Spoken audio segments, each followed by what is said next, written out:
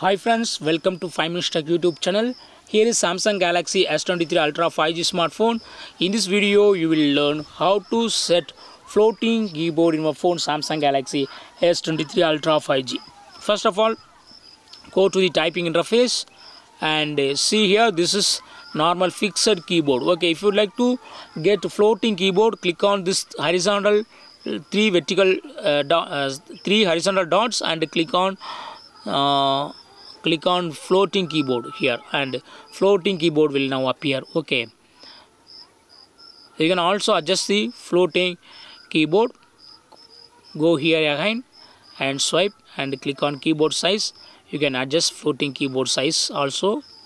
Okay, click on done. Finally, yes, this is floating keyboard as of now. If you would like to get to the normal keyboard, again you go to click on this three horizontal dots and click on fixed keyboard, and fixed keyboard will appear. So in this way you can easily go to the floating keyboard, or if you would like to change to normal keyboard, click on again here fixed keyboard, so that you can change. Okay, so in this way you can easily customize keyboard options in your phone Samsung Galaxy S23 Ultra 5G. That's all friends, thanks for watching, bye.